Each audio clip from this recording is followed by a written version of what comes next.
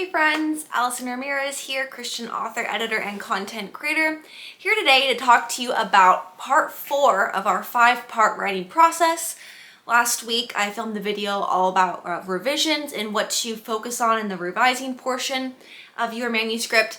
This week we're going to be talking all about editing, which is the nitty-gritty corrections of a manuscript. So first of all, editing is actually broken down into different types of editing. So I would say, let's see here, there's 4 types of editing that just immediately come to mind that you'll hear discussed often. So the first part, or I should say the first type of editing is developmental editing. Developmental editing is a lot like what you focus on in revisions, but when you have developmental editing in mind, you're looking at the big picture ideas of your story. You're looking at characters, setting, world building, themes, and developmental editing is something that you can actually hire someone to do. So all 4 of these types of editing you can you can do it yourself, but I would say unless you actually have specific training or experience, it can be helpful to get some help from an actual professional editor.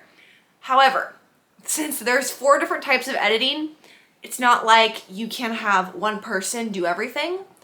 Maybe you might be able to find someone that will do that, but more likely, each editor will specialize in one of these 4 fields. So you could be basically paying someone to do developmental editing, but then down the line, you might need to pay someone to do your other types of editing. Also, not every writer needs to pay someone to do all 4 parts of the process. As I mentioned last week, a lot of the developmental editing can actually be accomplished with beta readers, because your average reader can definitely tell you like how relatable the characters are, or if they were immersed in the setting or the world that you were building, for example. So I would say, at least for me personally, I have never needed to hire a developmental editor.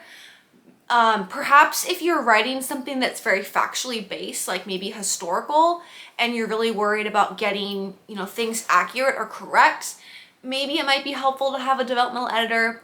For me personally, I haven't needed one. The second type of editor is going to be a line editor. And I also just mentioned too, the third type of editing is copy editing. Line editing and copy editing are interchanged a lot of times, but they're not actually the same type of editing. Someone who's line editing your manuscript is going to be looking at the flow of the sentences. They're going to be looking at the sentence structure. They're going to be looking at the tone, the word choice, basically like the stylistic stuff about your sentences and your words.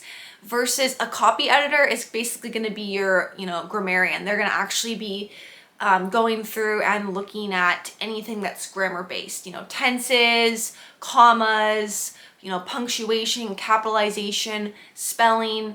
That's going to be a copy editor. A line editor is usually more looking at the stylistic of your sentences, not necessarily fixing grammar. A lot of times you can actually find one person that will do both. I have seen that a lot. Someone that will fix up your grammar, your spelling, and they'll also look at, word choices and syntax and, author voice, things like that. And then the 4th type of editing is proofreading. This is at the very end when your manuscript is formatted, it's already been highly edited, you're at the very end, you're almost ready to publish your book, and you just need basically somebody to go through and just be a final set of eyes, checking for any final little errors. And this could be spelling or grammar. This could even be flick formatting errors, like maybe your page numbers are hopping along and all of a sudden it goes from 100 to 200 or something like that, or the margins get wonky on a certain page. That's going to all be handled in the last final proofreading stage.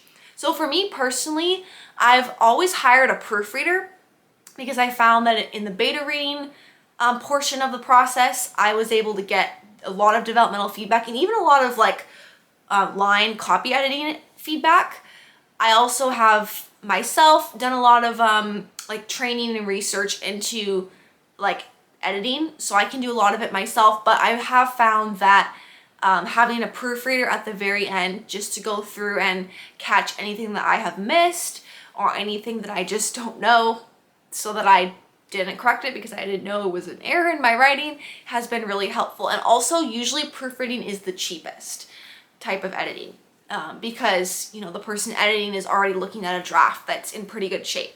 So that's been my experience with editing. Again, you know, it's really all up to you, your needs, and I will say your budget, because editing can get really, really expensive. I'll just be honest. And so, but at the same time, if you skimp on editing and you put a book out there that has all these errors, you're going to get terrible reviews. Nobody's going to want to read your book, and you know, it's going to be just as bad. So you just really need to, I guess, determine, you know, your priorities and your goals. If you're not going to hire a professional editor at all, then you need to have a lot of people beta reading your book. You can't just have 1 or 2 people read it and then just assume it's okay. You know, have a big pool of people reading it. Maybe even yourself, try to do a little bit of research. You know, there's a lot of online like courses and books about editing that you can immerse yourself in to learn more yourself, especially if you're someone who wants to publish multiple books. You're going to need to know this information. You're going to need to know like where to put commas and what words to capitalize. So the more that you can study and learn, the less you're going to have to rely or pay an outside person. That's just my advice and my experience, because there is a lot to learn when it comes to editing. And also a final point is learn your style guide. A style guide is, depending on the type of writing you're doing, it's basically this published, they're called style guides, and they have all these different instructions on like basically how your book should read grammar-wise, spelling-wise, and they have all these different like rules to follow. So if you're writing a fiction book, you're more than likely going to be using the Chicago Manual of Style, and your local library will most likely have this. It's a big compendium. Just to spend some time going through it can be really helpful. You know, there's also the MLA style guide, the APA style guide, and it's all dependent on the type of writing that you're doing. So doing some research into that would be really helpful. So I hope that this video was helpful to you in thinking about the editing stage. Again, the 4 types of editing. It starts with developmental at the top, then it goes to line editing, and then it goes to copy editing, and then proofreading is going to be the last step in the process. Definitely make sure that you have your editing of your book a priority. I'm not going to say that you necessarily always need to hire an editor for every part of the process, but regardless, you need to make sure that you do your research, you understand as much as you can, and that you have a lot of outside people reading and helping you out with your book, whether free or paid. So best of luck with your writing, take care, and I'll see you next week for the 5th and final part of the writing process, which is all about marketing and promoting and basically actually putting your book out for publication. Take care.